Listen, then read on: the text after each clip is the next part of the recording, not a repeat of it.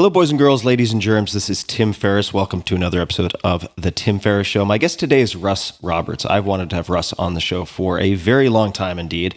Russ Roberts is the president of Shalem College in Jerusalem and the John and Jean Nault Research Fellow at Stanford University's Hoover Institution. Roberts is interested in making complicated ideas understandable. He founded and hosts the award-winning weekly podcast EconTalk, one of my favorites, Conversations for the Curious, with more than 800 episodes available in the archives, which I believe began in 2006? Back in the Pliocene era, one of the pioneers. Past guests include Christopher Hitchens, Martha Nussbaum, Michael Lewis, Angela Duckworth, and Nassim Nicholas Taleb, among many others. His two rap videos, believe it or not, on the ideas of John Maynard Keynes and F.A. Hayek have more than 13 million views on YouTube. I highly recommend both. I just watched them again, I would say an hour ago, just prior to getting warmed up for this conversation. His latest book, Wild Problems, A Guide to the Decisions That Define Us, explores the challenges of using rationality when facing big life decisions. He's also the author of Gambling with Other People's Money, How Adam Smith Can Change Your Life, The Price of Everything, The Invisible Heart, and The Choice. You can find all things Russ Roberts at russroberts.info, and on Twitter, you can find him at EconTalker. Russ, welcome to the show. Great to be here, Tim. I thought we would begin with perhaps an oblique entry point, and that is a post you wrote, which was a eulogy for your father. And I'd like to read just a bit of it, if I could do that. And it's not going to take terribly long, but here goes. I sometimes think that my dad really could have been a minor American poet or a more renowned story writer if he'd spent less time with his children and grandchildren. The trade-off was easy for him. He chose us. He had many talents. Being a father was the talent he chose to cultivate. That's one of the lines I'm going to come back to. All of us who survive him, his good wife, his children, and his grandchildren, are so lucky that we had him for so long. So if you want to honor my father's memory, spend more time with your children, or your parents, or those you love. For Dad, quality time demanded quantity time. That's the second line I'll come back to. It's harder than it seems. So many things, more tangible, more alluring, with more immediate returns, call for our attention and distract us. I was hoping you could just expand a bit on what it looked like, what it meant for your father to choose being a father as the talent he wanted to cultivate, and then the quality time demanded quantity time. As I think about kids, I don't have any yet. This is of interest to me. And my dad died 2 years ago. Roughly, he was 89 years old, born in 1930. I actually would start with the point about distraction, because I think it's about more than parenting. Life goes by so quickly, and we let it. And somebody pointed out, might have been Ryan Holiday, I think, when you're on your deathbed, what would you give for one more day with someone you love? One more ice cream cone, one more sunset. It's really trite, but it's not trite at all, actually. It's incredibly essential to a life well lived. And, there's a beautiful song about it called May I Suggest, which I recommend profoundly as a encouragement to pay attention. And so we often don't, We miss the sunset, or we see it and we're too busy texting, or we eat the ice cream cone and we're talking while we're eating it. We're hardly noticing it's going down. It's compulsive. And I think parenting, but more than parenting, life requires paying attention. And, my dad, I would say my dad was one of the least meditative people who was born in 1930. There weren't that many of them, to be honest. It's a more recent phenomenon. But my dad had zero. I went on 3 silent meditation retreats while he was alive, and he found that utterly bewildering. So he was not a meditator, but he understood somehow that principle about paying attention to what's important. And what was important to him was us, his children and his wife and his family. And as I said, he used to complain. He said, it's terrible. He said, God gave me such a big soul and so little talent.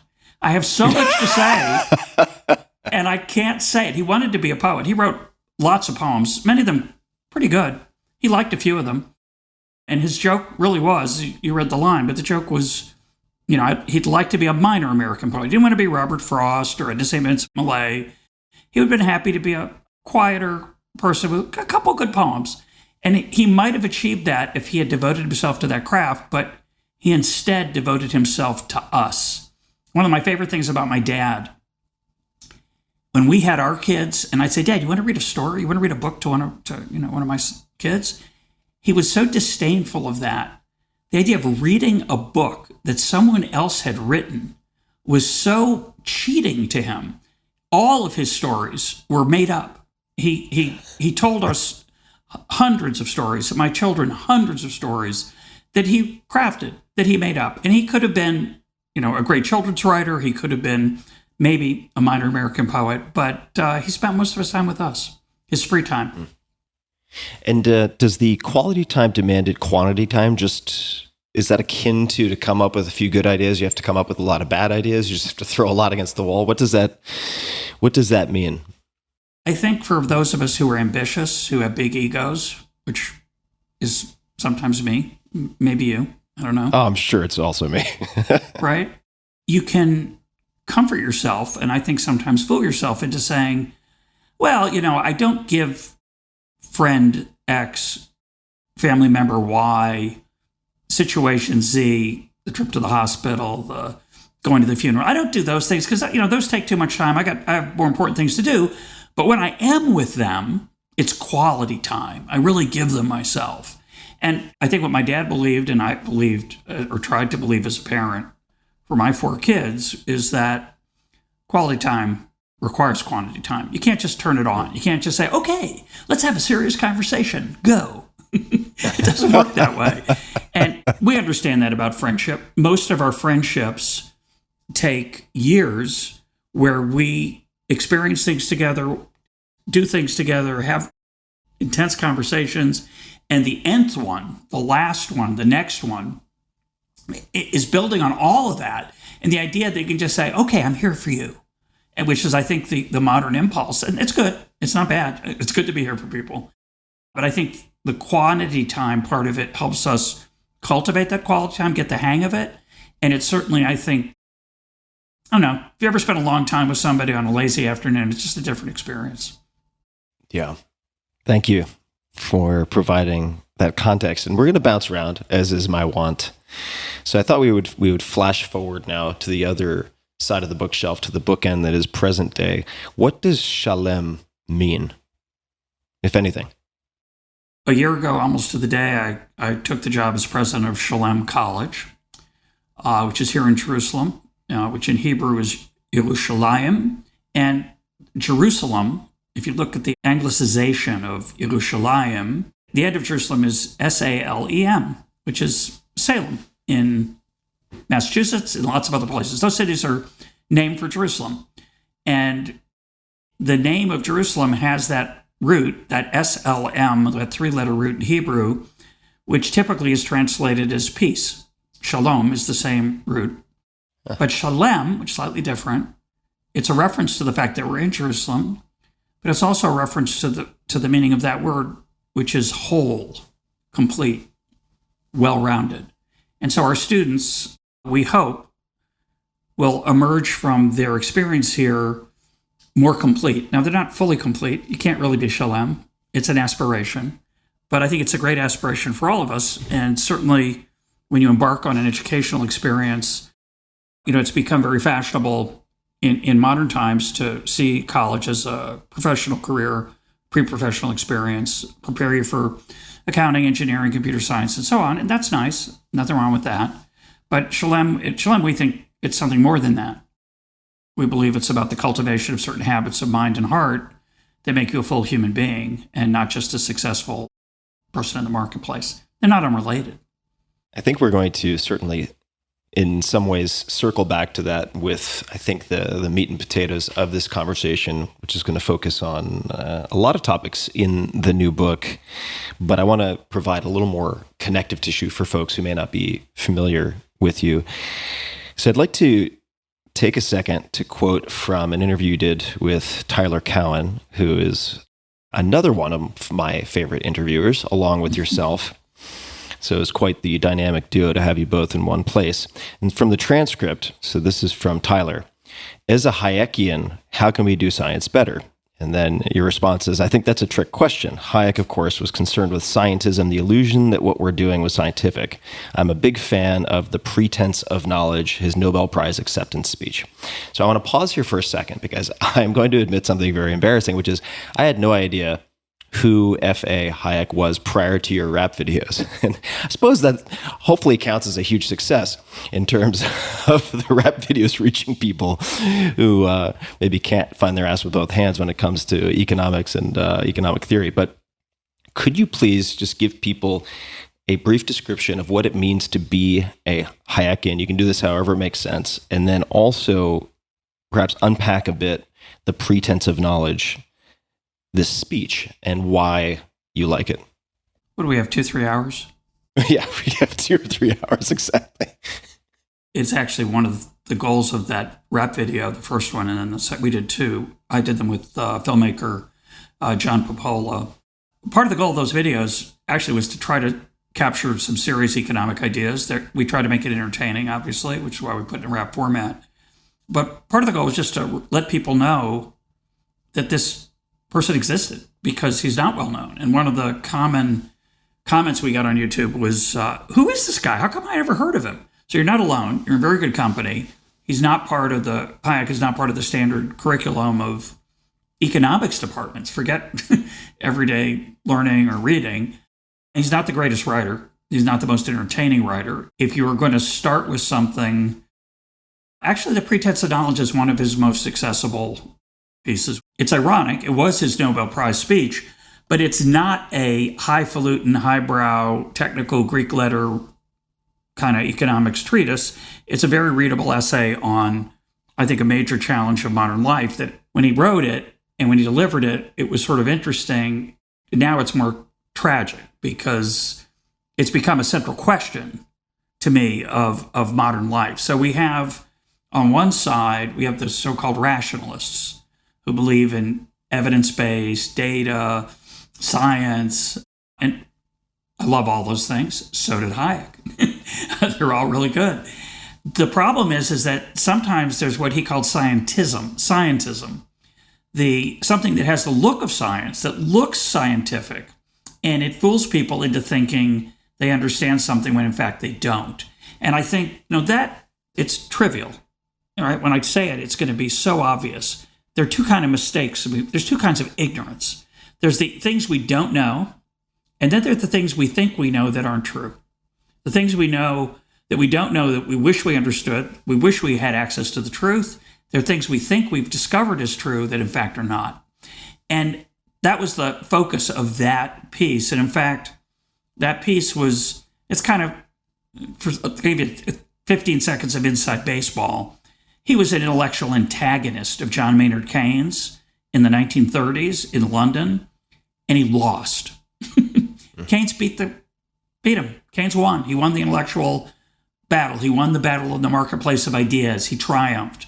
And Hayek tried to take him on in his own terms, and Keynes beat him, meaning he tried to build a model of the economy that would be like Keynes's but better. Keynes's model itself is kind of really hard to understand, and anybody who's taken undergraduate macroeconomics gets a sort of bastardized version of it that, whatever.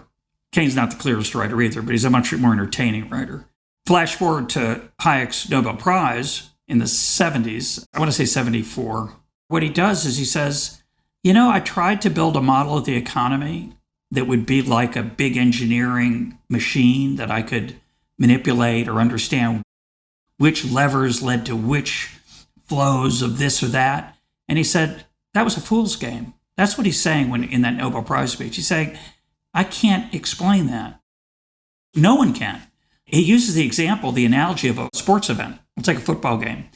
He says, imagine that you could have all the data on everything you could possibly measure about all the players, whether they slept well, how much they ate the night before, whether they're having a fight with their wife, how their game last week was, and the injury they sustained, and whether they're fully over it or only partially over it.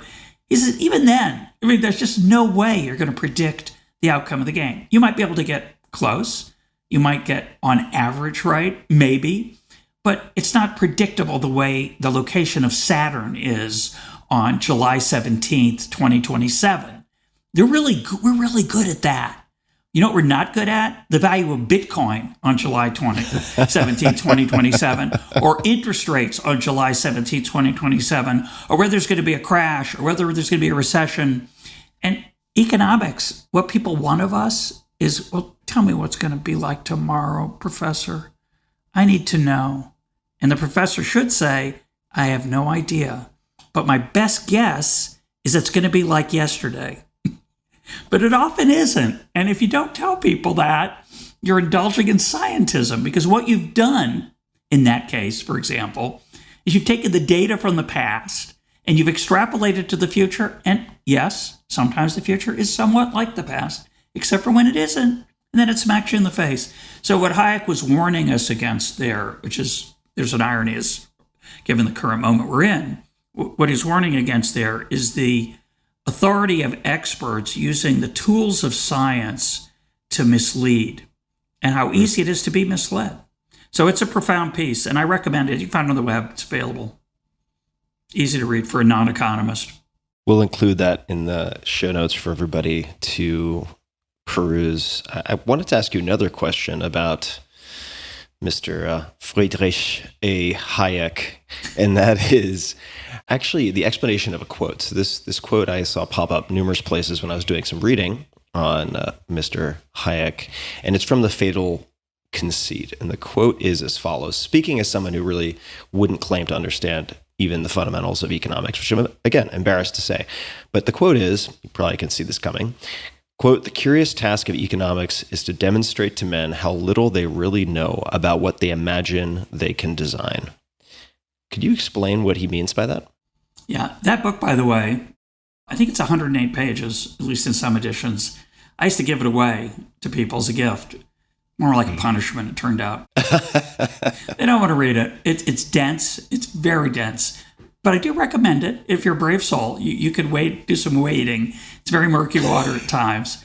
As I said, he's not the most felicitous phrase maker. But anyway, that particular sentence is pretty convoluted, right? But it is saying something profound, which is the following. Economists, especially in the last 10, 15 years, see themselves as social engineers, and as if they can tweak and tinker and move people around. Adam Smith, about 200 years before that quote, said something similar. He said the man of system, meaning a person who has a theory about how the world works. You can think about Marx or Lenin or Mao Zedong. They move the human beings in their country around like the pieces of a chessboard, ignoring the fact that they have a motion of their own. Mm-hmm. Now, it's just a profound metaphor for thinking about how to bring about social change. So what Hayek is saying there is that economics, the curious task of economics, because kind of a strange, by the curious he meant peculiar, the curious task of economics is to tell people that what they think they can design is often not going to work out. So it's really a fancy, convoluted way of saying you should beware of the law of unintended consequences. And that is one of the great virtues of studying economics, or can be, is to appreciate that. And by the way, Tim, if I can go back. Yes, please. I never got to tell you what a Hayekian is. Oh, yes. We talked about the pretense of knowledge, but the other key part of it is understanding that the world often emerges from the bottom up and not just from the top down, and that many things that are orderly that we see around us are not designed by anyone, but rather emerge from the individual choices we make. A simple example would be we go to a restaurant and it's really noisy and I can't hear you, you're sitting next to me, and I'm thinking, like, why is it so loud in here? Well, let's just turn down the volume. Where's that switch? Oh, there is no switch. And if somebody stands up, hey, everybody, it's too loud in here. Let's all talk quietly and we'll be fine. But what happens is we all kind of start ratcheting it up. And similarly with traffic. Like, who sent out the memo that says between 5 a.m. and 7 a.m. in the morning, go really slow? That's not my intention, not your intention, next to me in the car, one lane over. And yet here we are, as if we've been commanded from the top down. So if you were we all understand that's the traffic doesn't work that way. It's not designed by anyone. But there are many things in life where you think, okay, I got to blame someone. Who is it? Who did this? And the answer is we did sometimes. And that's a deep insight of Hayek also.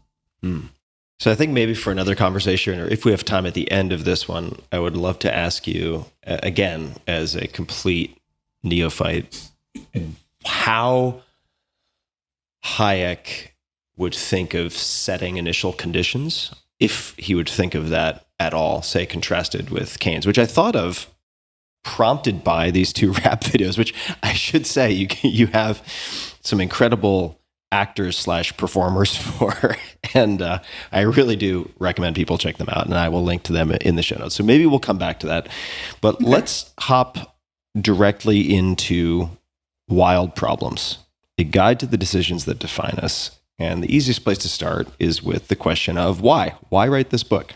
We all have finite time. And you could spend your time in any number of ways: new rap videos, poetry. You're very cross-disciplinary. I want to say also very playful with he wasn't a felicitous phrase maker. Very much like that. Why write Wild Problems? Well, I start the book off with a story of a friend of mine who's trying to decide whether to have, he and his wife are trying to decide whether to have a kid. And he tells me about it. He says, well, we made a list of the costs and benefits, and we still couldn't make a decision. And I thought, well, that's interesting. Through most of human history, people didn't make a list of cost benefits to decide whether to have children. They just had them, either because they couldn't stop them or they thought it was a good idea.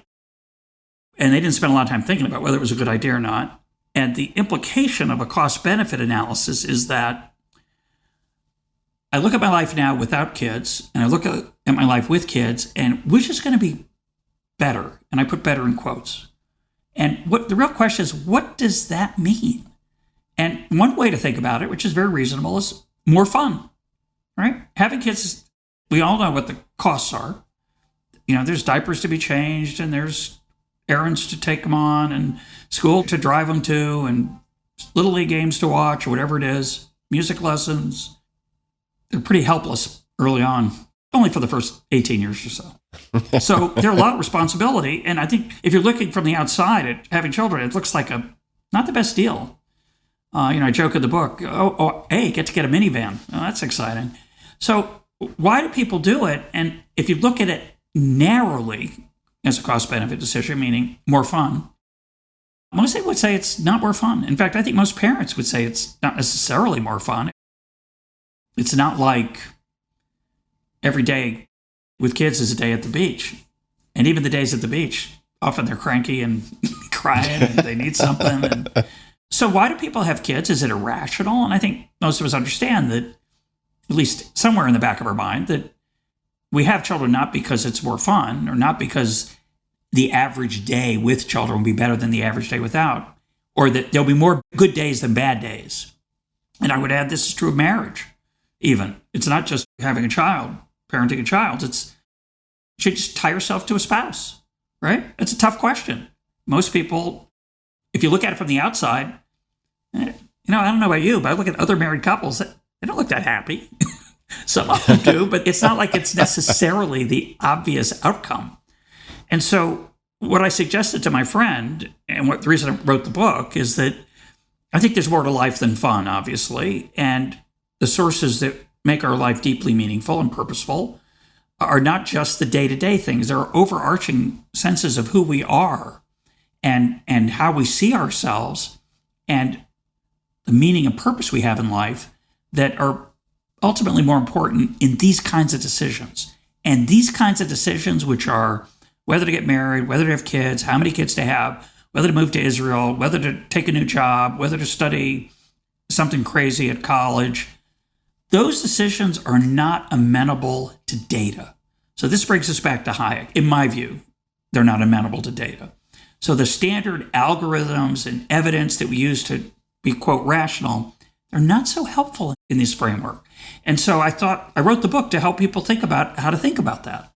Do you think your younger self would have agreed that those things are not amenable to data? Let's just, if we dial back the chronology 15, 20 years? Or do you think he would have also agreed with that?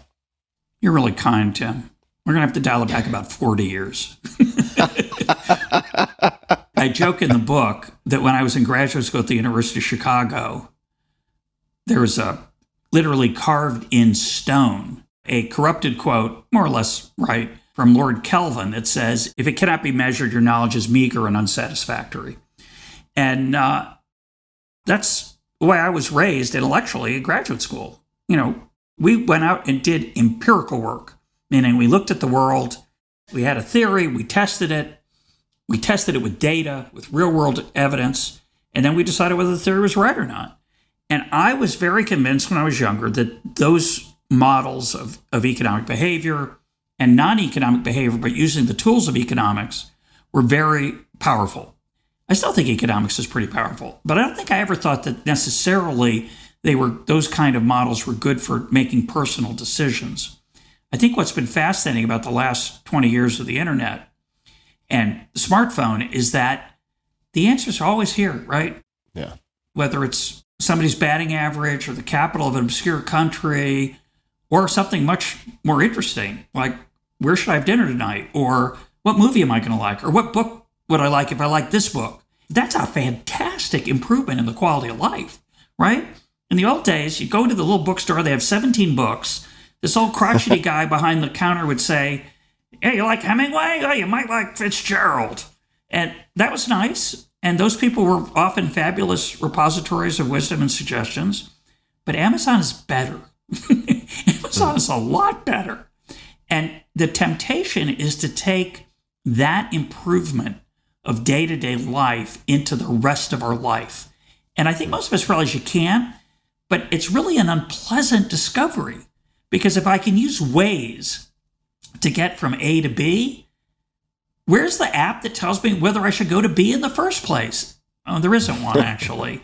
Well, that's no fun. And so what I tried to do in the book is to remind you that you can't use an app for that. There isn't one. And how to think about those choices in life of where to go, how to spend your days, whether you should marry, whether you should have kids, and so on.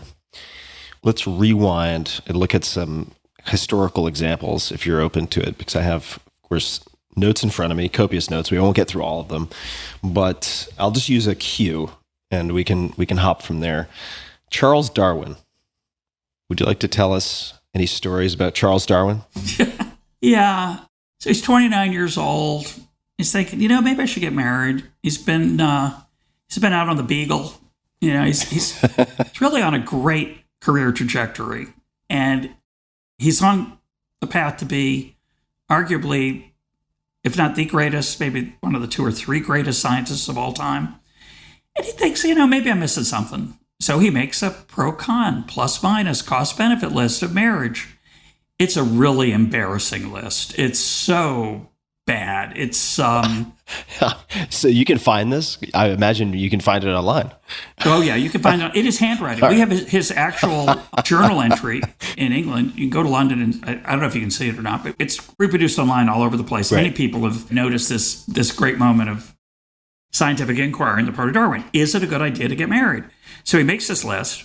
And what I noticed, which I'd seen the list a number of times when I was in the past, but what I noticed for the first time when I was writing this book is that he has no idea what marriage is like. Which he doesn't have enough data, which is reasonable when you think about it because he's never been married. He has some married friends, presumably. He watches them after dinner talking or before dinner or during dinner. But that's it. He has no access to the inner life of marriage or the inner life of a parent, which he's also worried about, whether he's going to have kids. And if you look at his list, it's overwhelmingly that marriage and children are a horrible idea. He talks about how he's going to have to maybe leave London because she won't like London. He talks about how his kids might get sick.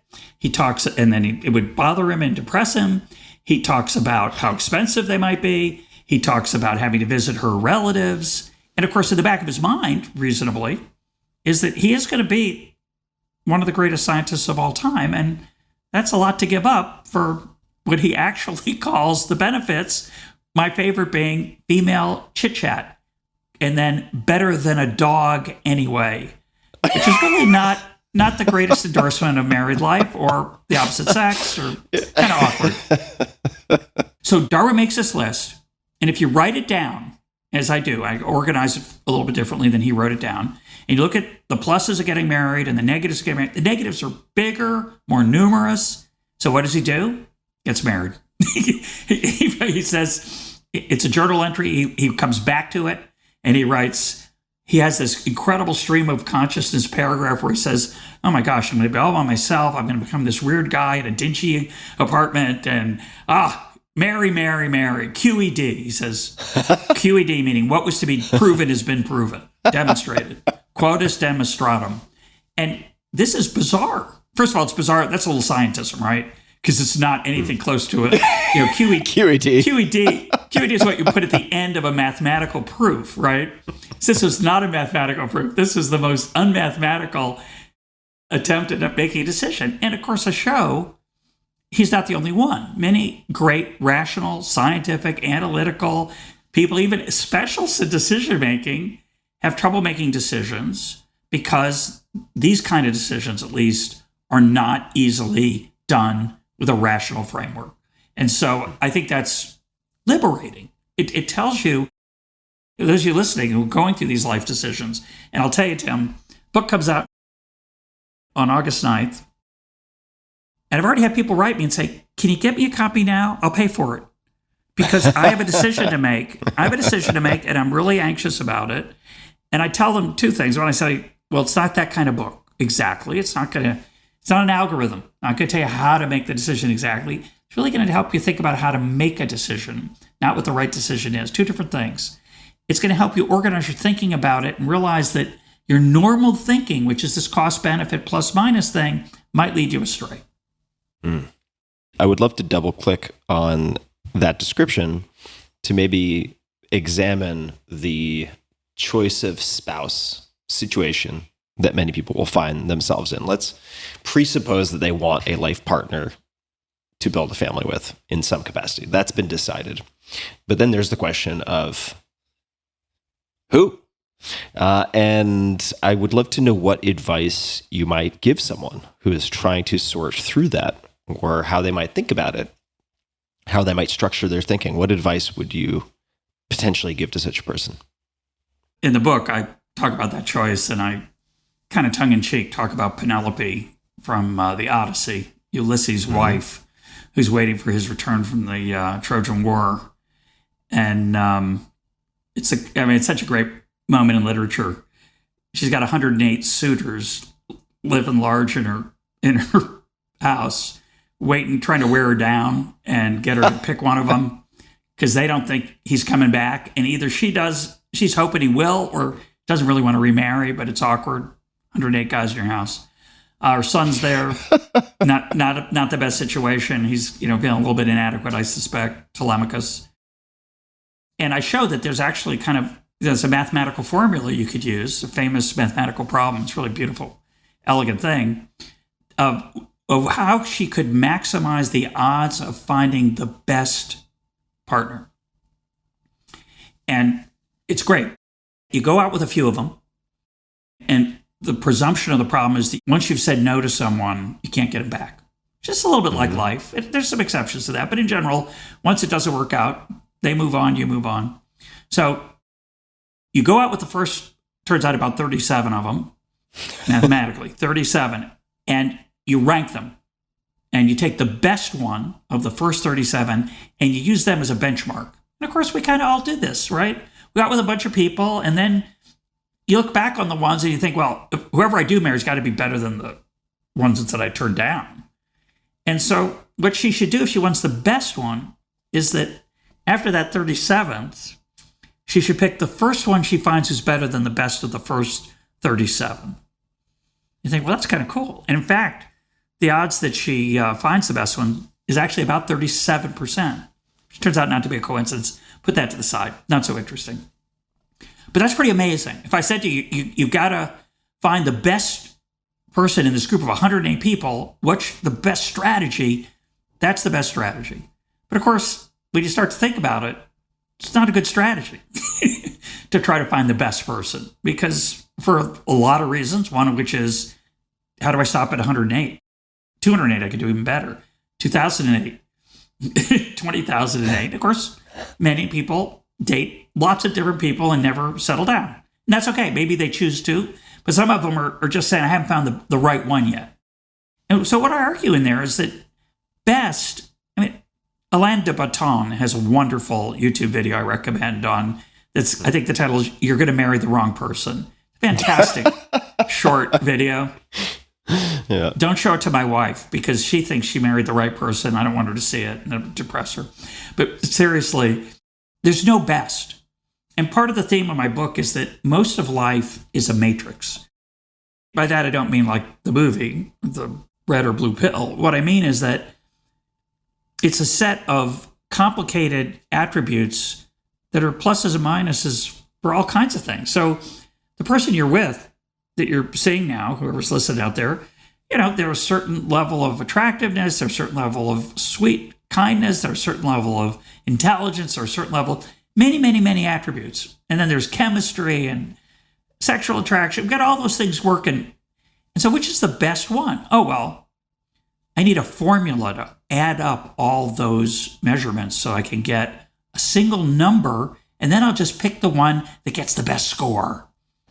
And I'd argue that's the wrong way to think about life. It's the wrong way to think about how to pick your friends. It's the wrong way to think about how to find the best job. It's the wrong way to think about most things. And it's not just because you can't find the best one. It's not even well defined. And I think that's helpful. Again, it doesn't make it easy to still pick the one you're going to marry. But, I give a short list of, pick somebody you respect, whose company you enjoy, you can talk to forever, you can share your secrets with, you have some chemistry.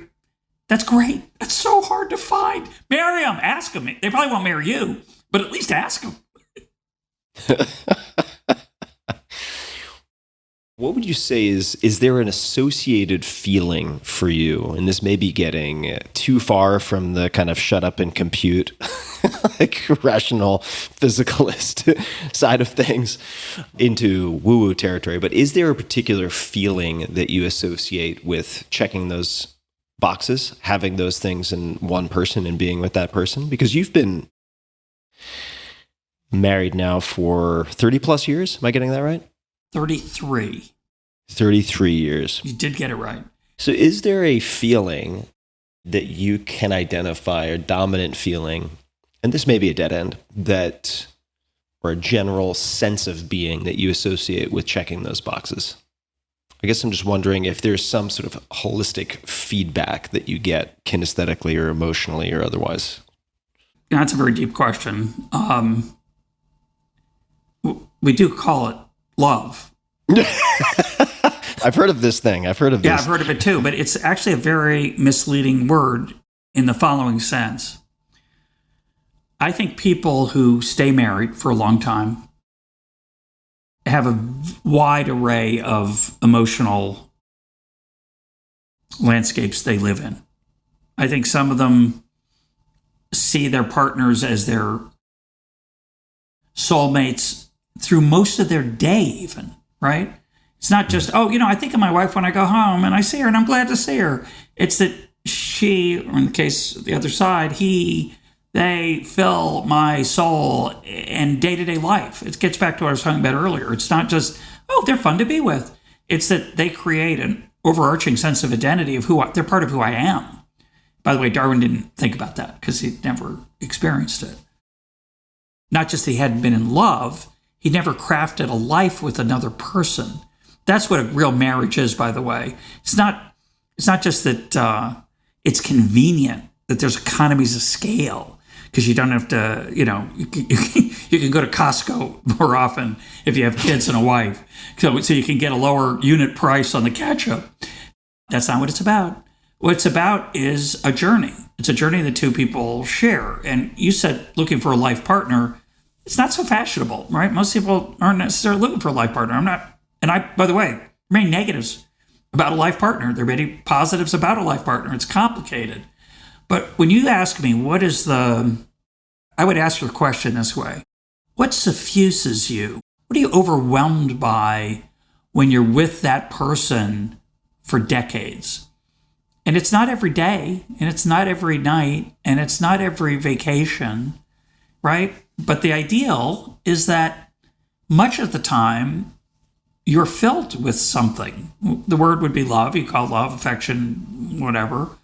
But the reason I like your question is that, part of my book is asked this looks at these decision makers where they say things like, well, I made the list of pluses and minuses and it came out wrong, so I added some pluses.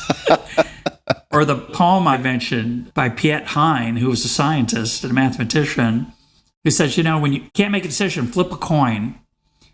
And when it's in the air, you'll know what you're rooting for. You're rooting for heads or tails. And that'll say, that's what you really want. That's clever.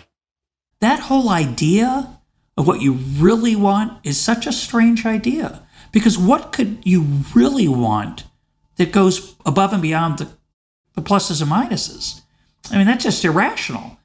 And a lot of smart people have said, not exactly. And by the way, it doesn't mean, therefore you should follow your gut, follow your intuition. That can be very dangerous also. It costs you a lot of money, leads you to marry the wrong person. You have to be thoughtful about this. The alternatives aren't use science or just follow your gut. I don't think either one is the right way to think about these kind of decisions. So it's both and, not either or, it sounds like. Yeah, for sure. I have a line in front of me that I love, which is from you, so I'm certainly not going to take credit for it. And this may wind into what we end up discussing. I am going to come back to the Costco example that you gave in the economies of scale. But what was once destiny is now a decision. Yeah. I would love for us to unpack this, but I would like to come back to the point I just raised first, which you said very jokingly, of course, because it'd be kind of ludicrous to marry someone just to get a discount on your equivalent of Prime membership at Costco, so you can buy 2 gallons of ketchup for the price of 1 gallon of ketchup. But if we look back at the historical record, it wasn't so long ago that I would imagine most marriages were marriages that did lend themselves maybe more easily to pro and con lists, right? They were political alliances, they were business agreements, they were family alliances and sharing of resources, things like that. And I'm wondering if you think that there's some degree of, to what extent are we making ourselves miserable by expecting to find happiness in one person, or one person to check all of these boxes, including romantic notions that seem to have largely started in the Western world with the troubadours and so on? I don't know if that's a coherent question, but since you have more experience with these things than I do, I'd love to hear you speak to that in any way whatsoever. That's a deep question, kind of a hard one. I think it's a great insight that a lot of marriages in the past were either arranged, right, by the parents, or had ulterior motives, even if it was just to get the crops in. I mean, we're joking about economies of scale, but economies of scale were not unimportant in most of human history. You had kids partly to help you slop the hogs, and milk the cows, right? And to take care of you when you got old. These were very pragmatic, unromantic ideas. Having said that, any trip through Western literature, you understand there's a little of both, right? You read Shakespeare, you read Jane Austen. Jane Austen's characters usually are striving to make a advantageous match, not a love match. Mm-hmm. But they also fall in love. So that's one of the reasons I think her books are so compelling. They don't just want to be pragmatic.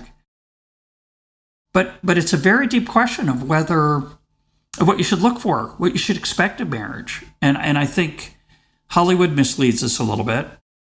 The look across the room. And I've argued there are very few movies that capture love, right? There are movies that capture romantic attraction, sexual attraction. I'll give you an exception. My Fair Lady. Not a very PC or, politically correct movie in modern times. But it's a fascinating portrait of how Henry Higgins falls in love with Eliza Doolittle despite himself, right? He doesn't want to fall in love. He sees his bachelorhood life as an ideal, kind of like Darwin, actually. And yet he finds himself falling in love. And It's one of the most beautiful love songs ever written. When you think, how do you capture that feeling of real love, not just attraction? He says, I've grown accustomed to her face. What a magnificent, magnificent line, right? Her smiles, her frowns, her ups, her downs, they're second nature to me now, like breathing out and breathing in. Like, that's an incredible portrait of domestic life, right? Yeah. My point being that art actually pays some attention to this thing that evidently has been around for a long time. It's not just about sexual attraction. It's about love and romantic attraction, or whatever you want to call that, partnership, symbiosis, to make it really as unromantic as possible. Maybe even less romantic than economies of scale at Costco. But I think, to come back to the nub, so what should you look for? What should you expect? And is it worth it? Is it something you should strive for? I'll just say what, we can talk about this for the other 5 hours, but the one thing I would add, I don't like it when people say, you have to work at your marriage. You have to work at it. That's not the way I think of my marriage. I work at crossword puzzles. I work at ditch digging. I work at, writing up my notes for my next podcast. But what you do have to do is you have to treat your partner as a partner, as opposed to somebody who, lives with you, who's pleasant to have as a roommate. They're two different things. And I think in modern life, we've taken away, for 1,000 reasons, the responsibilities of marriage. And I think that's come at a cost, right? And it's made it harder for people to get married. If you look at the data, it's pretty obvious. Let's be scientific for a minute. People are marrying later or not at all. It's changed. And the appeal, this comes back to the Darwin point, the appeal of a long-term commitment from the outside is mostly negative for most people. I think certainly for most men. I don't know if women are different, but they seem to be. It's not fashionable to say that, but I think they are. But men, it's hard. Men struggle to stay in a long-term relationship. And it's not as appealing to either side. It's pretty obvious in the data. So what do you do? I don't know. Tricky. Could you say more about the diminishing of the responsibilities of marriage and what you mean by that?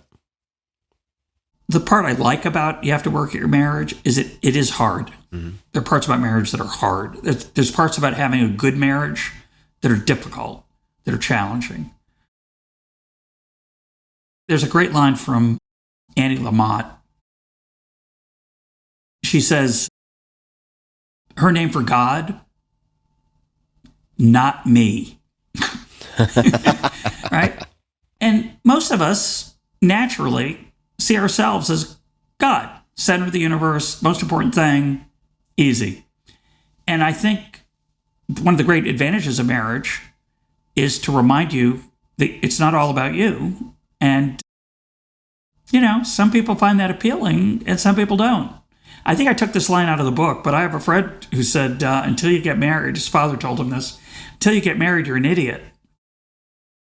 I feel that sometimes. I think there's a lot of truth to that. And living with another person as a commitment, not as a contract, very important difference. I talk about it in the book. It's more of a covenant and less of a contract, is really a powerful way to be alive. It's basically, this is to enhance what I said earlier about what a real marriage is about. It's not about working at it. Oh, let's have a session where we talk about our, issues. It's about remembering, comes back to what we said at the very beginning of this conversation, remembering things that are very hard to remember, that you're in this together. This other person has a soul, a desire, a flavor, a preference. And that's hard because you have yours. And you know what? I like getting what I want, don't you? Yeah, we do, most of us, most of the time. And to figure out how to mesh your plans with your partner's plans, and not just what we're doing on Sunday night, because we can take turns and we'll do Italian tonight and next week we'll do Chinese, but how to make a life together is really hard and beautiful and deeply rewarding. if it goes well. And when it doesn't go well, it's horrible, by the way. Don't want to romanticize it at all, right? It's horrible, awful, stultifying, degrading. It's bad. So it's a high-risk game. And to come back to your earlier question, for most of human history, it wasn't a choice. It was a destiny. It wasn't a decision. You got married. You had to. You felt that way anyway. It doesn't feel that way anymore. Whole new world. All right. So I have a number of follow-up questions, and I'm not going to spend the next hour on marriage, so don't worry. But I do have one clarifying question, which is, until you're married, you're an idiot. Does that refer to being an idiot in the sense of being so egocentric and self-referential that you just don't have the sort of lens or experience of the world that is as broad and more complete as someone who has decided to partner with someone else? Yeah. Okay, got it. Yeah, that's it exactly. It's not the normal kind of, let me say it in a slightly different way. I've come to believe as I've gotten older that a huge part of, quote, growing up, we like to joke, hey, Tim, what are you going to do when you grow up? Like you still have room to grow. Well, I hope you do, right? We're not all grown up. Me too. It's like Shalem, right? You're not whole. You're not grown up. One of the funniest things in life is you look at the people older than you and you think, when I'm their age, I'll feel the way they do. And you get to that age and you don't, right? You look at the seniors in high school when you're a sophomore. Wow, they're so confident and they seem so at ease. I can't wait till I'm a senior. Then you're a senior. It's like, they were all faking it. Every one of them. Right? And it's a great thing, I think, to admit that I'm not grown up. I haven't figured it all out. Not mature fully. More mature maybe than I was before, but I'm not mature. It's hard. So a lot of what, to me, of a life well lived is about growing up. And marriage is one way to grow up. Not the only way. There are other ways to grow up. Religion, meditation, psychotherapy, marriage, they're all about self-awareness. They're all, if they're done well, they're all about recognizing that you're part of a much bigger picture than you feel like most of the time. And I think that's really helpful and incredibly satisfying when you sense it. It's great. So I'd like to ask a question that I don't think has ever been asked before in the history of podcasting, which is, I would love for you to tell me more about life lessons from Bill Belichick and also why you moved to Israel. And it doesn't have to be in that order. Could be in the opposite order. Yeah, that's definitely never been asked. It's never been asked. It's fantastic. So I did something a little bit weird in the book. I literally don't know if it's true. I think I admit it, that I don't know if it's true. And it's not surprising that we don't know if it's true because Bill Belichick doesn't like to tell secrets. He keeps them to himself. I guess nobody tells secrets because if they did, they wouldn't be secrets anymore. But Bill Belichick has a lot of things that he keeps to himself. And maybe someday he'll write a book about what he understands about football, which would be interesting. But I think he understands something about life, whether it's intentional or not. He, by the way, was an economics major. Oh, I did not know that. As an undergraduate at Wesleyan. And one of the things you learn from economics is trade-offs. And trade-offs are really obvious when you think about them. But like many things we're talking about in this conversation, they're hard to remember to think about. So a lot of times we kind of ignore trade-offs as we go through our lives. And what I argue Bill Belichick understands is that he's not that good at drafting future NFL successful players. By the way, Bill Belichick is the coach of the New England Patriots, a football team in the National Football League, which we should have mentioned. So Belichick each year gets to pick from the crop of college players, a certain set of players. And I argue in the book, and this is the part I'm not sure it's true, but I think it's true. A lot of times he will trade away a draft choice to have more draft choices lower down later in the draft. And the reason I argue he does that, so this is all speculative, it's kind of fun, but I think it's a good lesson for life, is that he wants to increase the denominator. When he's thinking about the ratio of successful picks to total picks, he knows that it's not a big number. So the bigger he makes the denominator, he's going to get a few good players out of the whole thing. He can't predict in advance who they necessarily are going to be. This, by the way, is very similar to the way Some people invest. Yeah, very similar. Instead of picking winners, they pick an index fund. They take all the stocks because they say, I can't, it's crazy. It's hard to believe, but I think it's mostly true. You can't, on average, you can do pretty well, but you can't necessarily pick out in advance which are going to succeed. You can think about this in venture capital. You know, you hope for of every 10 investments, one unicorn is extraordinary. Most of the investments are going to go broke. They're not going to make it. Literally, not going to cover their costs ever. And a few of them will be somewhat successful. If you're lucky, you get a couple of home runs, a unicorn, a company worth $1 billion. That'd be amazing, right? 1 out of 10. The crazy thing is, you don't know which one is a 1 out of 10. So that's bizarre.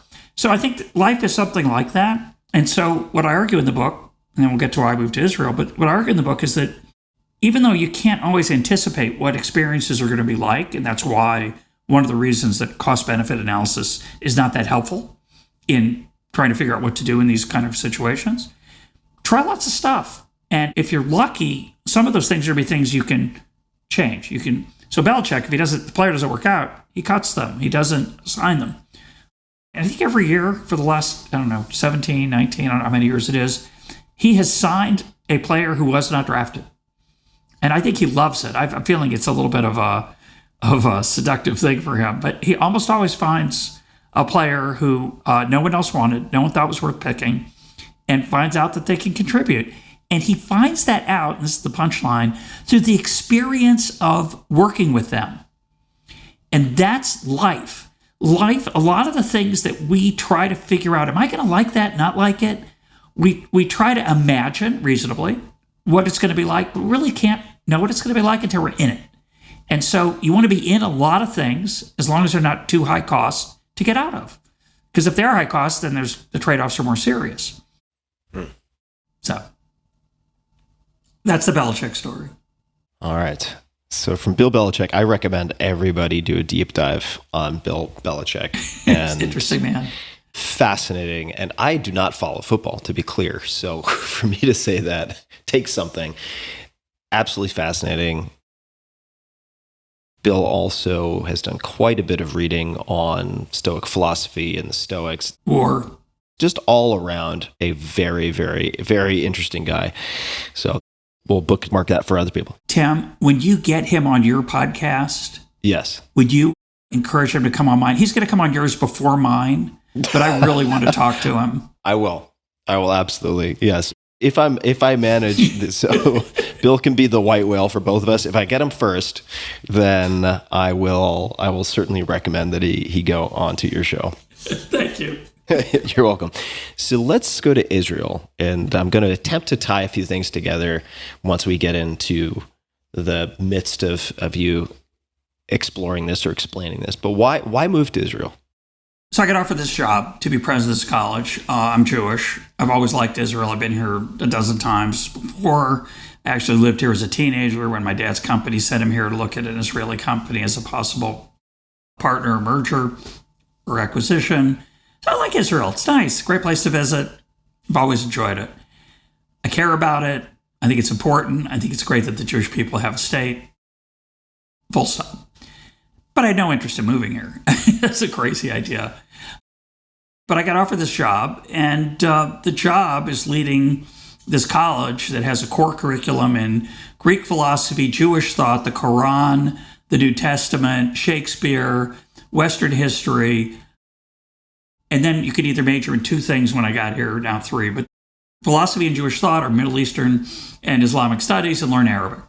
That's the whole place. And I thought, that's nice. I'm glad Israel has a college like that. It's a good thing. But I'm not interested in working for them, of course. That'd be a crazy idea. But the more I thought about it, the more I realized that if you listen to EconTalk, you find out that I'm increasingly interested in questions of what is the life well lived. And we've been having that conversation for the last hour and a bit, actually. Not explicitly, but that's really what we're talking about. What is the life well lived? How do we flourish as human beings?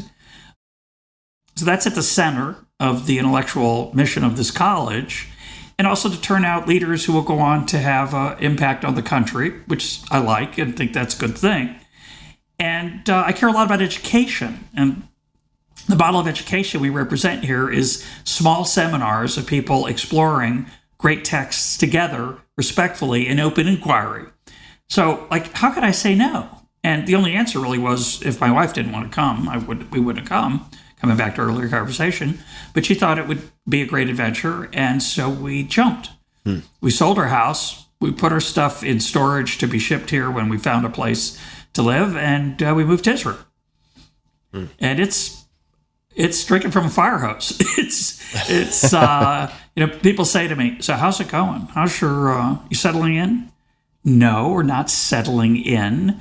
We are foreigners, we're immigrants, and we're living in the Middle East where we've never lived before. It's a Jewish state, but it's in the Middle East. It's culturally different than many places where lots of Jews live. So it's fascinating. It's an incredible life experience, and the work part is amazing. And it's an adventure, incredible adventure. So that is a big move. Seems like a big decision. And I would love to know if you are open to just sharing the story of how you pitched that to your wife. What did that conversation look like? I can tell you a little bit about it. It was funny. It's very vivid to me because it was the middle of COVID. And most Sundays during COVID, we spent walking along the Potomac River. We had to be outside. Often it was miserably hot, as it is outside the Potomac River in July and August, June even, and sometimes September. And, anyway, it's warm in the D.C. area. But I have vivid memories of us walking along and talking about whether we did something similar to what Darwin, obviously, I don't mean to make too much fun of cost benefit. Obviously, we spent some time thinking about, is this going to be fun? Are we going to like it? But that wasn't the only thing in the calculus. We have friends here, but we have friends where we've been living for 18 years and we miss them. Our children are spread out all over the world. I have a daughter in London, a son in California, a son in Maryland. We have a son and we have a son in Australia. I said, I hate that. We have children in all those places. So one argument was, well, Israel's far from all of them, but so's wherever we live, so it's okay. And we spent a pretty serious amount of time talking about the purpose of this job. My wife was in America was a high school math teacher, fabulous math teacher, but she was thinking about doing something different. So for her, this was going to be a transition time anyway. So we focused on whether we would like this job. And by we, it was literally we in the sense that my wife had been an administrator as well. And as it turns out, most of the things that she was challenged by as administrator, I'm challenged by as administrator too. People are kind of similar. There's issues of management and getting along with other folks and ego and normal human interaction. So she's an incredible advisor for me in this job. She's like my right-hand person, obviously. And she cares about this mission. If she didn't, I don't think we would have done it. If she didn't care about education and this kind of purpose, I think she thought it would be good for me. I think she saw that. She thought it was a chance for her to explore a bunch of new things. But really it was, is this what we're meant to do? You can put a divine twist on that, but it doesn't. I think a lot of non-religious people have a similar feeling about their life, right? Is this what I'm called to, right? Is this why I'm here? And we both felt that this was part of why we were here, is to take this opportunity if we could do it well, if we could be successful at it. And so, that verdict isn't in yet, but it's been an amazing first year. So I know I've got quite a few Jewish friends, some of which have ended up moving to Israel or figuring out ways from the U.S. or within Israel to contribute to Israel. How much of it was a contribution to Israel and its people versus the particulars of this college, its curriculum, its approach to education? It was definitely both. If this had been in, say, Bosnia, I don't think I'd have done it. The chance to lead a small liberal arts college in Bosnia wouldn't appeal to me. I mean, it'd be kind of interesting, but the downside would have been this would be large enough that I would have said no to it. So a lot of it was the former. It was a chance to contribute, a chance to, Jews have been talking about coming back to Jerusalem for 2,000 years. since the Second Temple was destroyed. And the fact that in my lifetime we have a Jewish state is amazing. And I am very proud, and it's exhilarating to me to be part of it. You know, there's so many day-to-day moments here. It's hard to explain what it's like to live here in the following sense. If you open up an Israeli newspaper on any day, there's almost the same headlines. There's almost the same headlines every day. Terrorist attack thwarted in such and such place. Iran heats up. New government coming. Elections next month. And then my favorite, 14-year-old girl finds Roman coin in Caesarea that shows existence of so-and-so's Herod's rule in whatever time. So everything here matters. It's so consequential to be here as part of the Jewish experience. So that's a lot of it for me. It's pretty fun too, by the way. I don't mean to downgrade the fun part. Jerusalem's an amazing city, and it's gotten much more interesting as a place to live in the last 20 years. So it's very nice. Yeah, I've not. Have you been here, time. Tim? Have you been here? I have. I actually went to Israel for the first and only time to join a training. I was auditing, but in this case, it was a training for MDMA-assisted psychotherapy, which was funded in part by the equivalent of the Ministry of Health. Maybe it's called the Ministry of Health in Israel, which was first in terms of government funding. Misrad HaBriut. Exactly. That was coming next. So the tip of your tongue. Right, it was just there. And we engaged in the training on, I don't think it would be called a kibbutz, but it was a communal living environment, which was half Jewish and half Muslim. And that certainly made it very, very, very interesting. And the feeling certainly is in Israel, and I suppose in a number of places in the Middle East, that almost everything is or seems consequential. Yeah. And it makes me think, I'm not going to get the attribution right. I think it was Joseph Campbell, but it may have been Viktor Frankl, who said what we're seeking is not the meaning of life, but a feeling of being alive. And I think you get that. It's hard to escape that when you're in a place like Israel, it seems. So behind me, which if you're watching this on YouTube, you can see is a shade. Mm-hmm. If we raised that shade and you stood at that window, you were about 2 miles from the old city of Jerusalem and the Temple Mount, where you could see the Dome of the Rock, a great Muslim shrine, and the Temple Mount is a great Jewish shrine, where the Western Wall is, the Kotel, as it's called in Hebrew. And sometimes I look down on that I can see it from my office. Sometimes I look down on that and I am moved because it's bizarre. It's so small. It is so small, and it feels like it's the center of the universe sometimes, meaning everything is over dramatized here. You say everything matters. Everything seems consequential. Yehuda Amichai, the poet, said that Jerusalem is a port city on the sea of eternity. So you have this credible spiritual center here for the three great Abrahamic religions. You have the political tensions that rivet the world. And you also have modern life and great food and music. And it's really small. Super small. Not just the old city. I mean, the old city is tiny. Israel is really small. If you look at Israel on a map, you can barely pick it out most of the time. And it gets so much attention. It's a little bit weird. Leave it at that. Yeah, walking through the old city is one of the most intense. I've done it twice. One of the more intense experiences I've ever had in my life. It's the again. I guess I'll keep it simple. But the sort of tension and attention in the air is so palpable. I don't want to get too mystical, but it could just be kinesthetic. It is very, very perceptible. I'll put it at that. It's a weird physical setting. It's almost all paved. It's this weird cobblestone, ancient stone.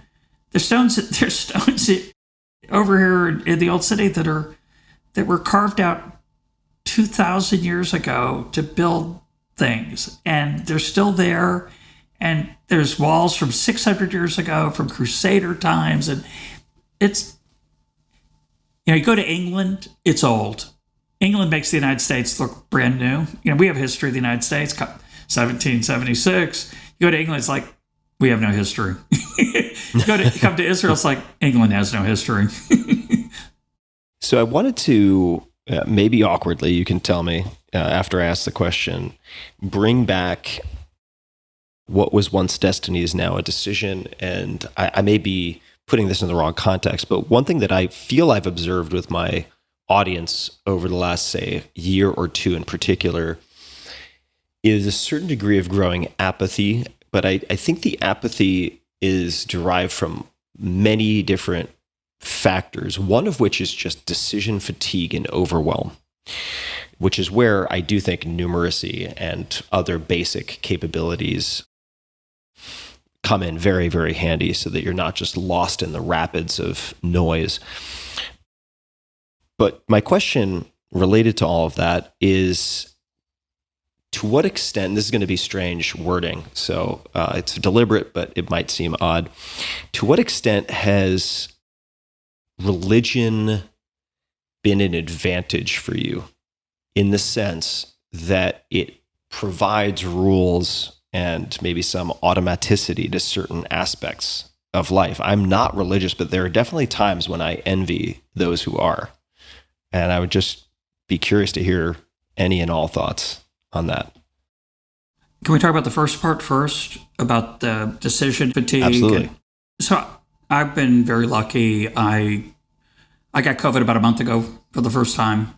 It was really unpleasant. I was in bed for 3 days. I didn't have any energy, and I was tired for another 10 days. Just beat.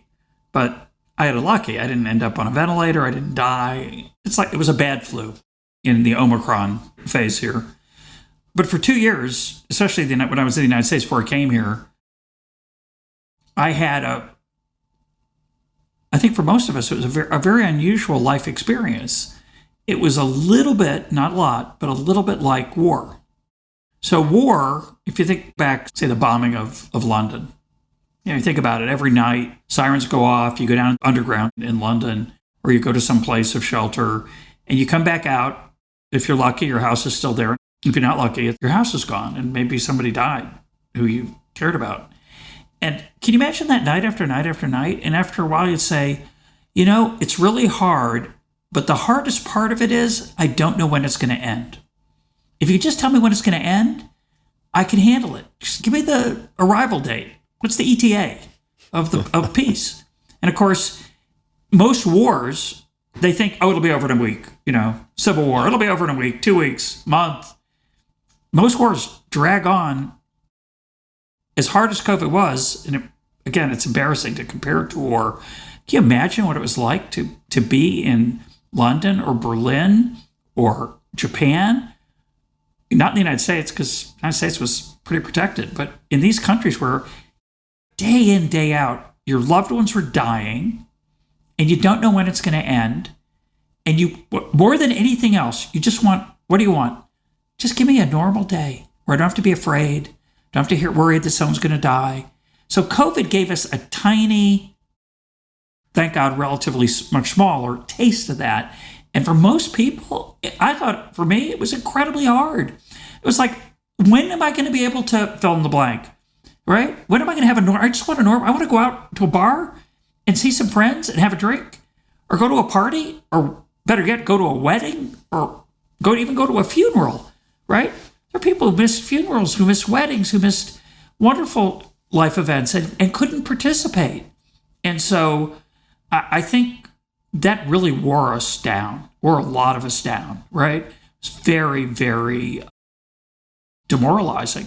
There's some wonderful things about it. You faced your mortality. Most of us, I think, had to reckon with the fact, when I got my vaccine finally, it's like, now I felt like Superman.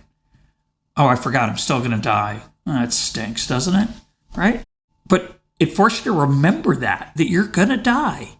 You might die soon from COVID in a hospital on a ventilator, or horrible way to go. And if you're lucky, you don't get it, but you're still going to die. And I think for a lot of those two things, when's it going to end? And I am mortal. And most of us again, coming back to our theme of things you don't want to think about or easy not to think about, the fact that we're going to die is not pleasant. Most of us push that one off. So I thought that those two things really wore us down. So what does that have to do with religion? I think religion's really interesting. Obviously, it's a fascinating part of human experience, both glorious and inglorious. I think people who aren't religious think it makes life easy in the way that you suggested, the automaticity. Things are taken care of. And there is a piece of that, by the way. I keep the Jewish Sabbath. So if you say to me, I've got tickets to see Paul McCartney, who I don't particularly like, but I'd like to go see him. Not my favorite musician, but he's at the Meadowlands and Bruce Springsteen's going to show up, which happened recently. I don't know if it was a Friday night or not, but if you said, you want to go? I'd say, oh, yeah, I want to go. Oh, it's Friday night. Oh, I can't go.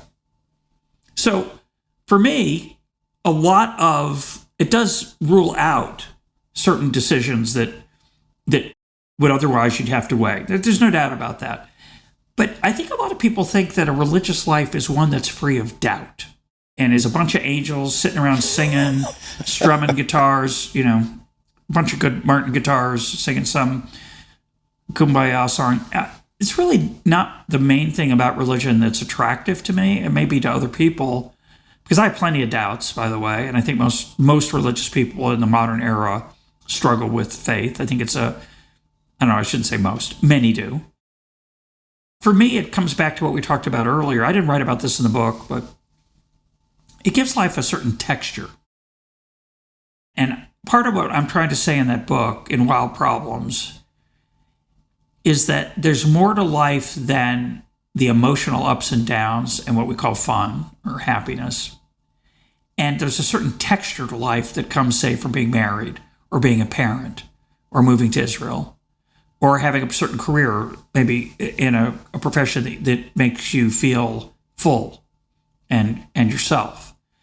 And that texture is, to me, a lot of what a religious life is about.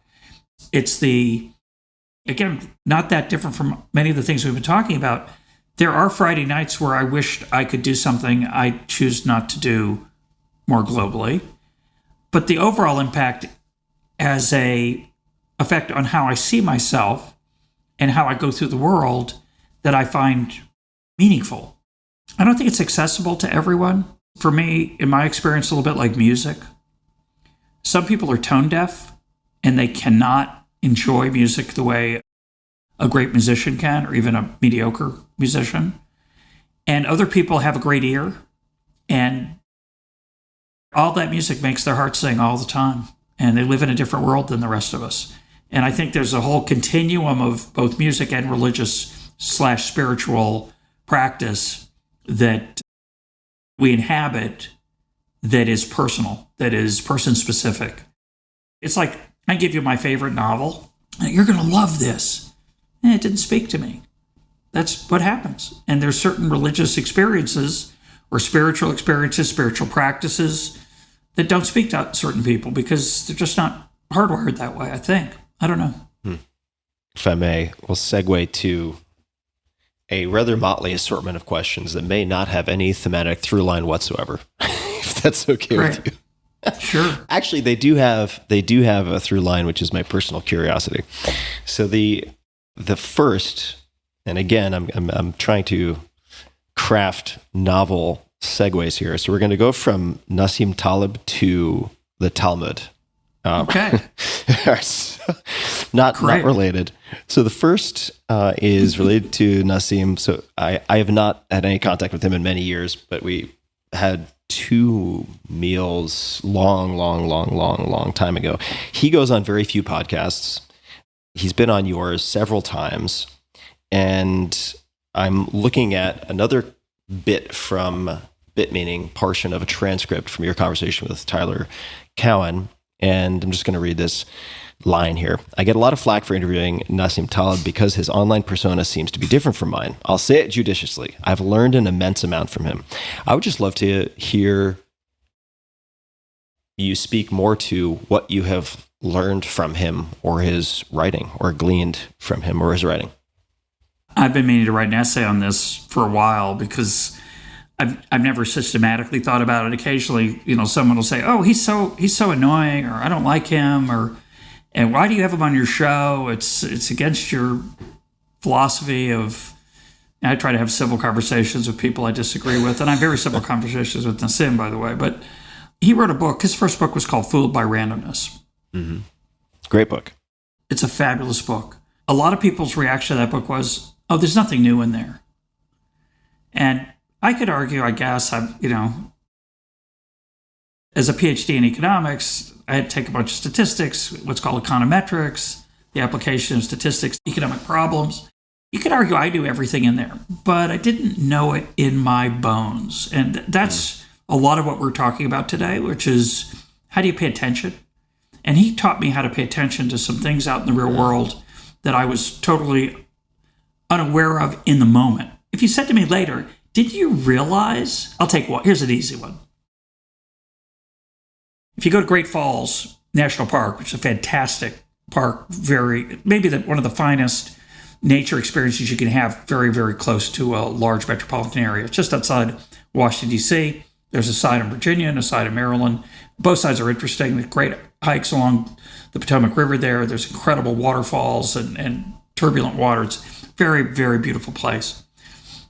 There's a great sign, fantastic sign. It's not really a sign, it's a stick on the Virginia side. And you have to look up, and you look up and it says, this is the high water mark of the Potomac River. So you're I don't know, 150 feet above the Potomac River already. And then there's this post in the ground that goes up another 12 and a half, whatever it is, 15 feet. And that's the high water mark of the Potomac River. And it's hard to imagine that it could flood to that level, but evidently it has. Let's take that as a fact. So if you're building a house in Virginia near the Potomac River, how high should you build it? And the answer, some people would actually argue, is that if you build it higher than that sign, you're safe. And you'd be wrong. Because the past is not necessarily a good predictor of the future. And we all know that. That's the most trivial, obvious thing. And yet, to take a financial example, oh, well, the S&P 500, there's never been a 10-year period with a negative return. I don't even remember now. Whatever it is. Take all the different decades. And I don't mean 1920 to 1930, 1930 to 1940. I mean 21 to 31, 22 to 32, 1923 to 1933. And you could look at all of those and you could take the worst 10-year period and you'd say, okay, so right now I'm 67. In 10 years, I'll be 77. So if I invest all my money in the S&P 500 and don't touch it for a decade, what's the worst thing that could happen? Well, the answer is something worse than has happened before, possibly. And that is a possibility is so hard to remember for most people. Because really, really smart people make that mistake all the time. So that's a simple thing that I've learned from him. That's not like dramatic. I'll give you one more. One of my favorites as an economist. So he has a book called Skin in the Game. Skin in the Game is like the bread and butter of economics. It's the whole idea that incentives matter. So skin in the game means if I bear the costs of mistakes and I enjoy the fruits of my good decisions, that's skin in the game, right? That's great. And a fancy name for economists when they talk about this is incentives are aligned, but it means you got skin in the game. And Milton Friedman liked to say that capitalism is a profit and loss system. The profit encourages risk-taking. The loss encourages prudence. So profit and loss encourage prudent risk-taking, not reckless risk-taking. If you bail out losers, you have taken away the loss and you get imprudent risk-taking. It's a bad idea. So economists understand this. We get it. But Taleb taught me something I hadn't understood or appreciated about skin in the game, which is fascinating, which is that if, let's say you don't pay attention to the fact that you've got skin in the game, you're oblivious. Economists like to argue people are rational. They take account of their gains. They take account of their losses. That's why they're prudent risk takers if there's profit and loss. But what Taleb points out is that if you're really bad at something and you ignore the risks, you get taken out of the game. You're not in the pool anymore. And so even if you're not paying attention, skin in the game makes a difference because it weeds out, say, gamblers who are imprudent risk takers, unless you bail them out. If you take out the skin in the game. But I've always, as an economist, thought, oh yeah, you look at it, you take into account the effect. Every economist would tell you this. But he made me appreciate that even if you're not paying attention, as long as you don't bail out losers, they'll be weeded out of the process. Nice point. Cool. I've enjoyed his writing. I first read, actually, the Black Swan, and then went back to Fooled by Randomness. Also read Anti-Fragile, very popular among some former, well, at the time, current military intelligence guys. And I was introduced, actually, to his work first by a friend of mine, an incredible tech innovator named Matt Mullenweg, and then later had Anti-Fragile recommended to me by military folks. Interesting. Just as a side note, I was introduced to him by the late Seth Roberts. I don't know if you ever knew Seth Roberts. Great guy. No relation. No relation. But the first time I ever met Nassim in person, I think it was the day after Lehman had collapsed. It was quite a time to have a conversation. So let's go from Lehman Brothers to the Talmud. Am I saying that word remotely correctly? All right. Exactly correctly. Okay. Well, sorry. If you're an American, you're saying it correctly. Right. An Israeli would say Talmud. Talmud. Yeah. So I have a quote here that I'll put into context. So this is on a site called Priceonomics. And here it goes. So some of his commentary, and then we have a quote that I would love for you to expand on. Explaining complex economic ideas can be a Sisyphean task, a fact that Roberts acknowledges. Quote, of course it's frustrating and sometimes it's very depressing, end quote, he says, but he is philosophical about what one person can do. And here we go. I follow what the Talmud says about this. It is not up to you to finish the work, but neither are you free to desist from it. So that last line is what I would love to hear more about. It's kind of embarrassing to talk about it, actually. No one's ever asked me to expound on that. And it forces me to think about coming full circle to our earlier first thing we talked about, which was my dad. And I think many of us are raised to think that we have obligations. We have things we're supposed to do, things we're supposed to pick up, tasks. And I've always felt that to some extent. I don't know how much of it's genetic, how much of it's cultural, the way I was raised. So that idea that you're not free to desist from it, again, you can think of it as a religious statement, but I don't think it's most people. There are plenty of non-religious people who have that same feeling. Now, sometimes they're called type A. I should be careful. Type A people who need to do stuff is not quite the same. It's not quite the same. But the idea that you're supposed to do something of consequence, that you're not just here to enjoy yourself, is a burden or blessing I've always somewhat felt. I don't want to be arrogant about it. I think you can easily take it as pretentious. It's interesting. I had a conversation you mentioned Tyler Cowen earlier. We did this episode on how we read, our reading habits. And it was really fun to talk to Tyler. Reads an unimaginable amount. It really is unimaginable. He actually, I think, understands some of it, which is even better, and remembers some of it, which is even better. But seriously, I have a lot of respect for Tyler. He's a great, great thinker and polymath. And somebody wrote me a fascinating email. They said, I read what you wrote about reading, and one of the things I like to say is that, if you read a book a week, which is a lot, you're going to read about 50 books a year, and if you're around for about 50 years of reading, maybe a little more, but it's 2,500 books. That's it. There's 100,000 books. I think maybe more. I don't even remember now how many books are published a year. Maybe it's 1 million. It's a big number. Yeah, at least 100,000. And I get to read 2,500 in a lifetime. So I always say pick them carefully, which I don't always live by. I read a lot of books that are either not always so interesting, and I've gotten better at stopping. When I was younger, I couldn't put down a book without finishing it. It was a moral imperative, terrible habit. I got over that, thank goodness. But you have a limited number of books to read. And this listener said to me, how do you justify watching a baseball game? You know? And you could argue the same thing when you think about the Talmud. It's not up to you to finish the work, but you're not free to desist from it. And while you're watching baseball, you're kind of desisting from it.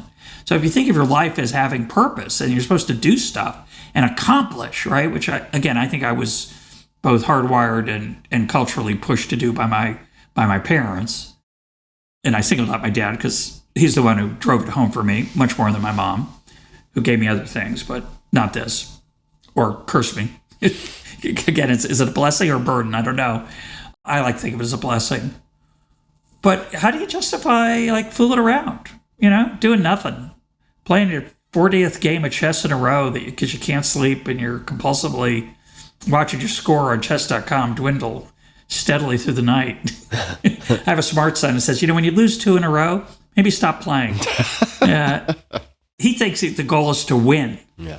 The goal is not to win. The goal is to distract yourself. It's terrible. I play too much chess, right? I think I do. But frivolous things.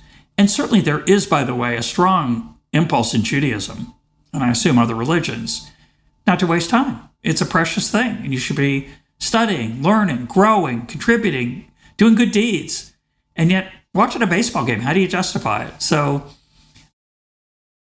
I wrote him back and said, part of the reason I enjoy the occasional baseball game, which I don't watch much of from Israel because the time zone doesn't work so well.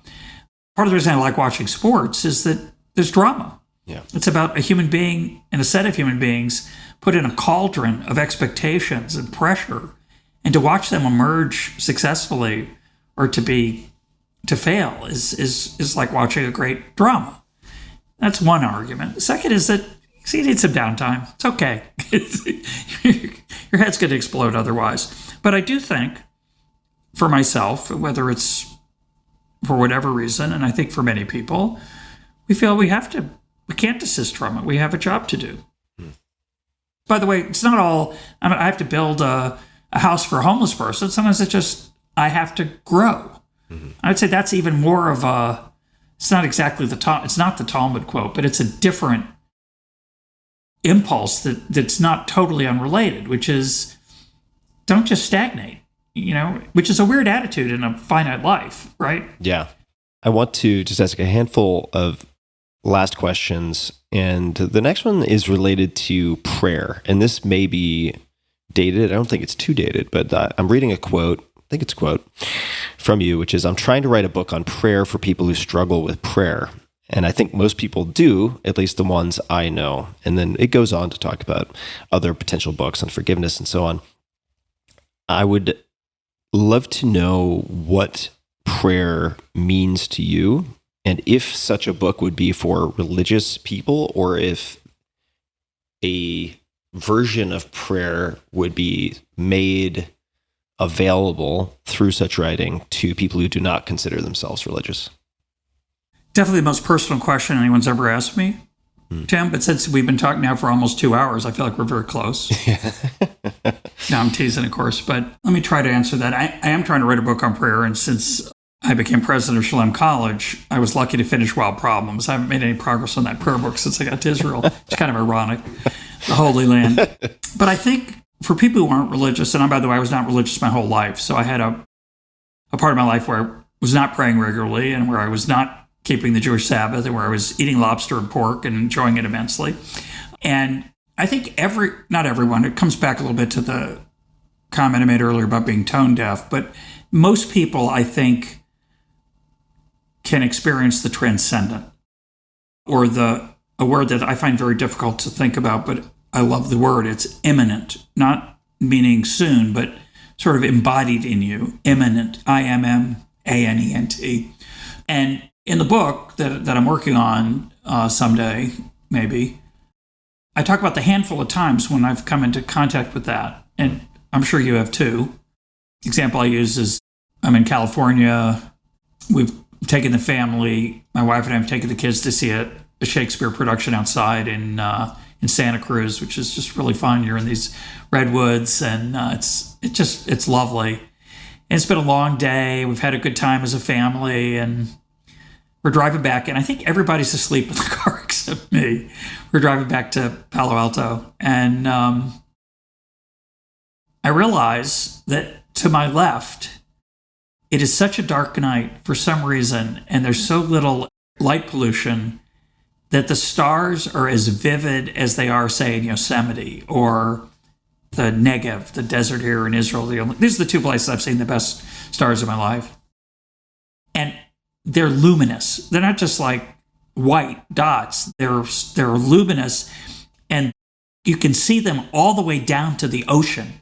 Right, I'm on the coast, so I'm driving north on the coast, and I can see constellations and stars out the horizon. I mean, it gives me goosebumps to talk about it.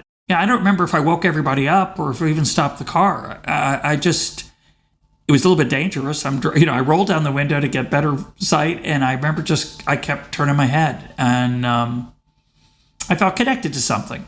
Now, was I really connected to something? Am I imagining it?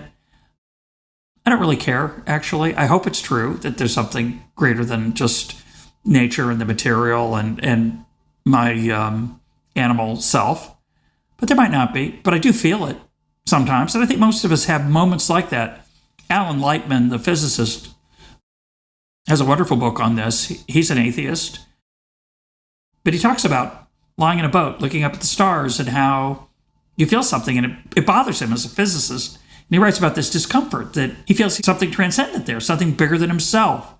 So you can feel it out in nature.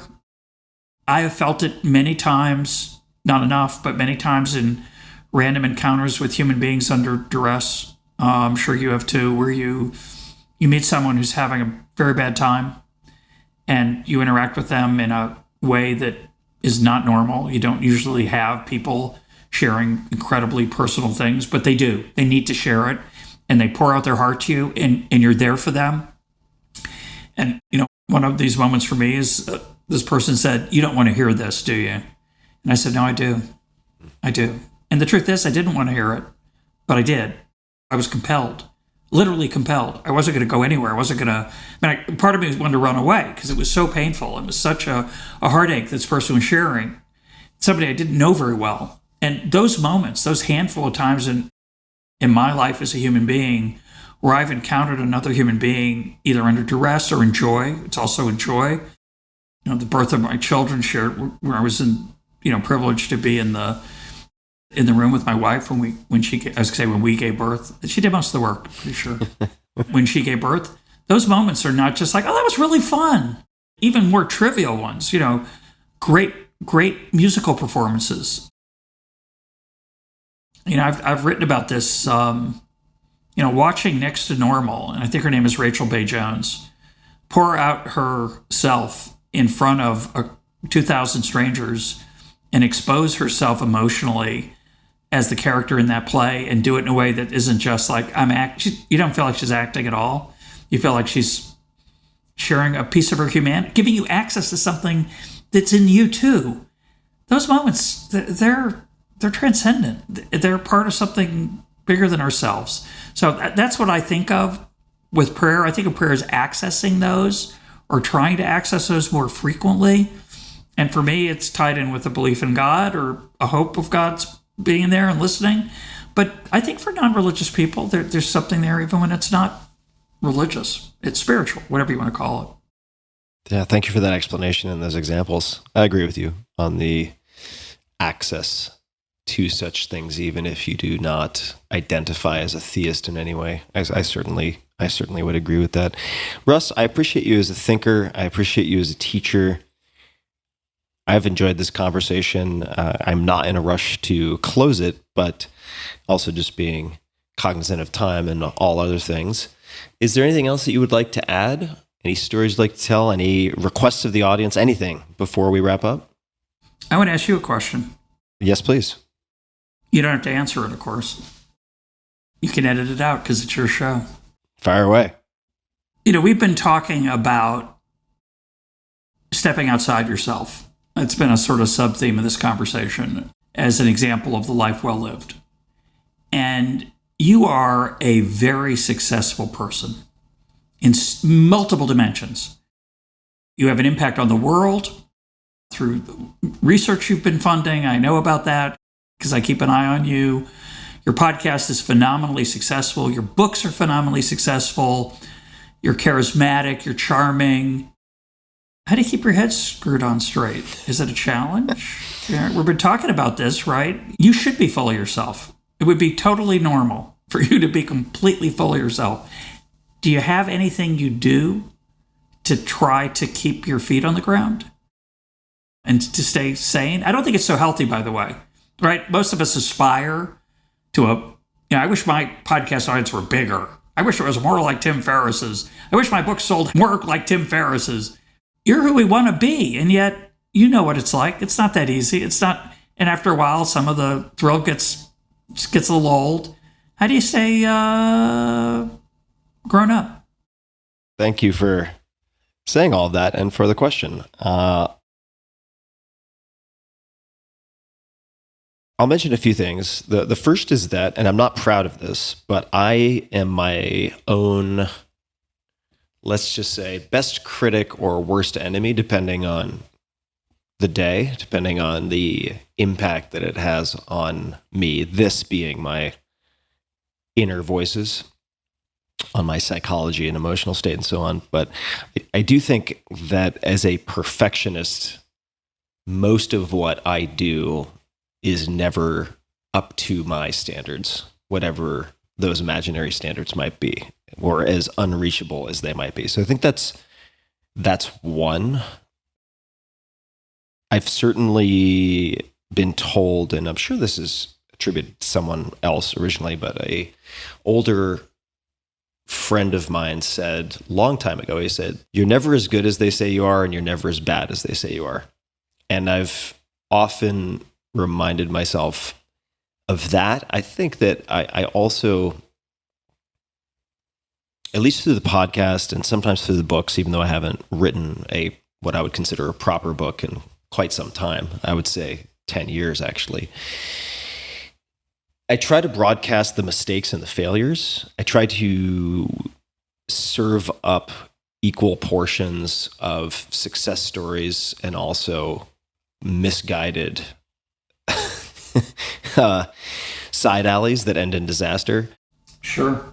So that I'm not creating a highlight reel for people. It's very difficult not to do that, especially I think in some cases in the podcast when what gets broadcast, and you know this too, is a relatively small piece, or can be a very relatively small piece of the entire operation and what goes into it, and the survivorship bias. I mean, if you really have a terrible interview, it doesn't get shared or it gets edited so tremendously that it's sort of frankenspliced into something that sounds a lot better than what happened in reality.